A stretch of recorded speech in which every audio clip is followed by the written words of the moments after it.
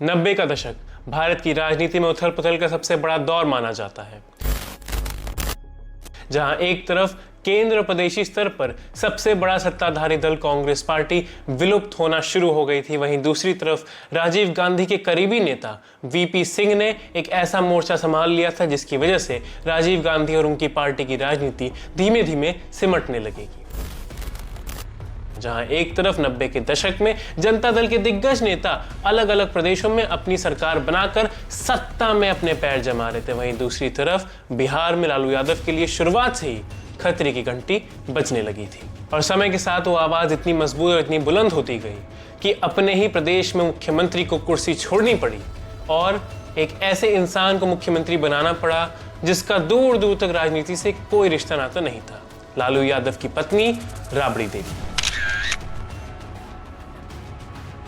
आज कहानी बिहार की, कैसे 2 दशकों पहले लालू यादव बहुमत में होने के बावजूद अपनी कुर्सी से हाथ धो बैठते हैं और उनकी पत्नी, जिनका दूर दूर तक कोई रिश्ता नाता नहीं था राजनीति से, वो बिहार की सबसे उच्च कुर्सी पर बैठ जाती हैं और कई सालों तक सरकार चलाती हैं। 1993 में बिहार विधानसभा के अंदर सुशील कुमार मोदी खड़े होते हैं और एक ऐसा सवाल उठाते हैं जिसकी वजह से अगले कई सालों तक लालू यादव की राजनीतिक जीवन पर खतरा मंडराता रहेगा। ये सवाल था चारा घोटाले का सवाल, ये सवाल था पशुपालन विभाग में बजट से ज्यादा पैसे का निकास होने का सवाल। सुशील कुमार मोदी ने गंभीरता से इस सवाल को कई बार उठाया, लेकिन लालू यादव ने इसका कोई जवाब नहीं दिया, इस सवाल को अनसुना कर दिया। और बस यहीं से शुरू हो जाती है लालू यादव के राजनीतिक जीवन की सबसे बड़ी परेशानी, चारा घोटाला।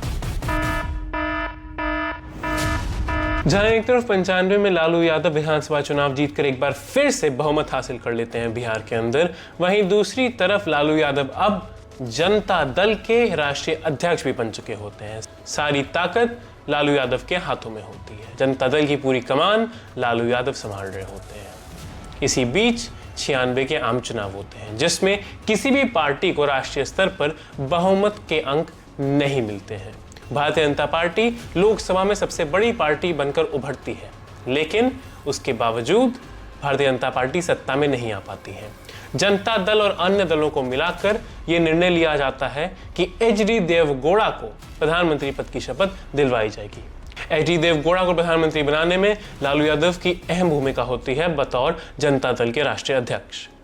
96 में ही लालू यादव के ऊपर खतरा बढ़ना शुरू हो जाता है, लेकिन लालू यादव को इस बात का आश्वासन था कि प्रधानमंत्री उनके मन माफिक रखा गया है, उनका बहुत बड़ा हाथ केंद्र सरकार पर है, ऐसे में उनके ऊपर कोई बड़ी कार्रवाई नहीं हो सकती। 97 आते आते लालू की दिक्कतें और बढ़ती हुई नजर आती हैं।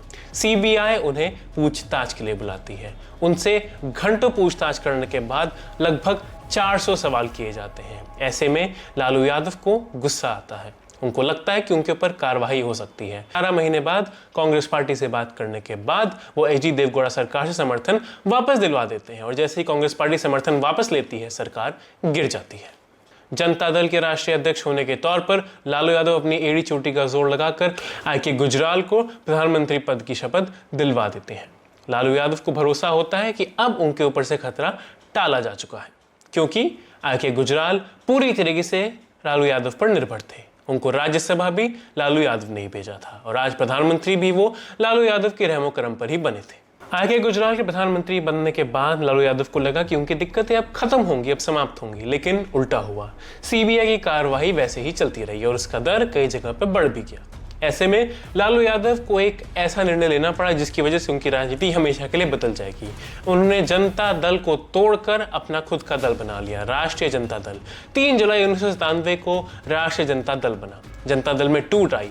लोकसभा में जनता दल के 45 सांसद थे, जिसमें से 17 अब आरजेडी का हिस्सा बन चुके थे और उन्होंने जनता दल की भागीदारी छोड़ दी थी।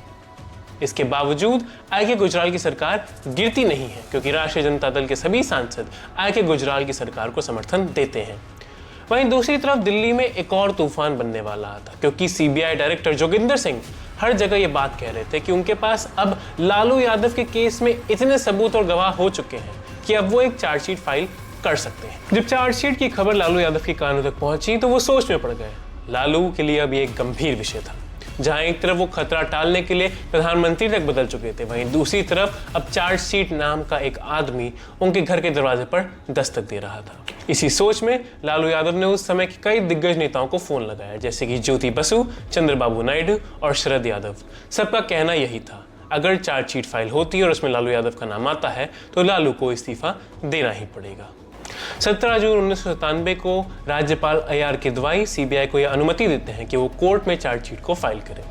और नतीजा क्या आता है? चार्जशीट में लालू समेत 55 और नेताओं का नाम सामने आता है। अब लालू के पुराने समर्थक जैसे कि शरद यादव और रामविलास पासवान भी लालू यादव के ऊपर उंगली उठाने लगते हैं और इस्तीफे की बात करने लगते हैं। लालू के लिए उम्मीदों के दरवाजे बंद होते जा रहे थे और इसमें एक और बड़ा दरवाजा 24 जुलाई को बंद होता है, जब पटना हाई कोर्ट लालू की अंतरिम बेल को खारिज कर देता है।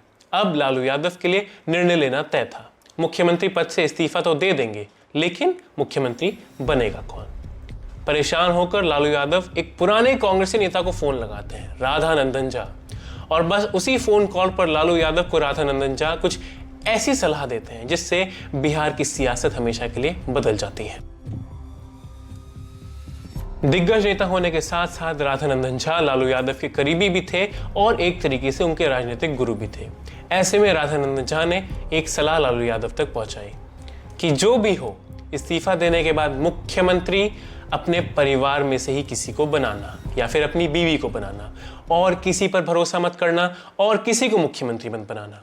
बस वहीं लालू यादव ने तय कर लिया था कि अगला मुख्यमंत्री कौन होगा।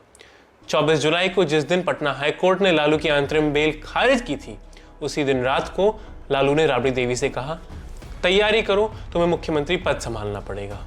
वहीं दूसरी तरफ अपने मोर्चे को और मजबूत करने के लिए लालू यादव ने CBI की गिरफ्तारी को भी टालने की कोशिश की थी। उनका मानना था कि जब तक वो राबड़ी को अपनी आंखों के सामने शपथ नहीं दिलवा देते, तब तक वो जेल नहीं जाना चाहते हैं। ऐसे में 25 जुलाई को यानी कि अगले दिन गवर्नर AR किदवाई का लालू यादव के पास फोन आया कि आज दोपहर तक आपकी गिरफ्तारी हो सकती है। हर जगह खबरें छपने लगी, पुलिस अधिकारी मुख्यमंत्री आवास के बाहर पाए जाने लगे। ऐसे में 2:30 बजे के करीब लालू यादव ने सभी विधायकों की बैठक बुलाई, इस्तीफा दिया और कह दिया, हमने राबड़ी को चुन लिया है। ये लालू यादव का मास्टर स्ट्रोक था। लालू यादव ने किसी को कुछ बोलने का मौका ही नहीं दिया, पहले ही राबड़ी देवी का नाम बता दिया। उस बैठक में किसी की इतनी हिम्मत भी नहीं थी कि लालू यादव के मुंह पर राबड़ी देवी के नाम पर आपत्ति जता सके। वैसे तो लालू यादव CBI के आगे सरेंडर करना चाहते थे, इसलिए उन्होंने अपनी गिरफ्तारी को टाल दिया था। लेकिन जब 25 जुलाई को उन्हें गवर्नर साहब का फोन आता है और गवर्नर उन्हें ये बताते हैं कि अगर आप आज सरेंडर नहीं करते हैं दोपहर तक, तो फिर संविधान के अनुसार मुझे बिहार में राष्ट्रपति शासन भी लगाना पड़ सकता है, जो कि लालू यादव के लिए अच्छा नहीं होता, उनकी सरकार ध्वस्त हो जाती। राष्ट्रीय जनता दल में बड़े बड़े नेताओं की और दिग्गज नेताओं की लंबी फहरिस्त थी जो लालू यादव के उत्तराधिकारी बन सकते थे। बड़े बड़े नाम जैसे जगदानंद सिंह, अब्दुल वारिस सिद्दीकी, JP यादव और लालू यादव के अत्यंत करीबी माने जाने वाले रंजन प्रसाद यादव, जिनको लोग सुपर CM भी कहते थे। लेकिन लालू यादव ने अपने निर्णय से इन सभी के पैरों तले जमीन खिसका दी थी।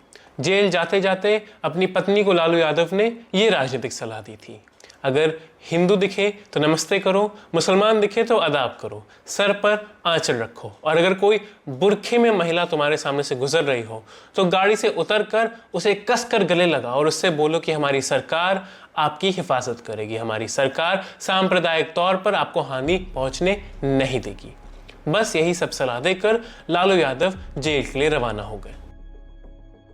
लालू और राबड़ी का विवाह 1973 में हुआ था, जब राबड़ी देवी मात्र 14 साल की लड़की थी। जब जयप्रकाश नारायण को पता चला था कि लालू यादव की नई नई शादी हुई है, तो उन्होंने लालू यादव और राबड़ी देवी को 500 रुपये शगुन भी भिजवाया था। जहां तक राबड़ी देवी की बात है, उनके अनोखे नाम के पीछे भी एक बहुत ही रोमांचक कहानी है। राबड़ी देवी के पिताजी के घर में ये प्रथा थी कि अगर उनके यहाँ बेटी पैदा होगी तो पिताजी का मुंह मीठा कराया जाएगा, और साथ ही बच्चे के पैदा हो जाने के बाद माँ जो कुछ भी अपने पति से मांगती है वो उसे मिलेगा। राबड़ी देवी की मम्मी को 4 बेटियां हुई और उन्होंने अपने पति से ये मांगा कि चारों बेटियों का नाम मिठाई के ऊपर रखा जाए।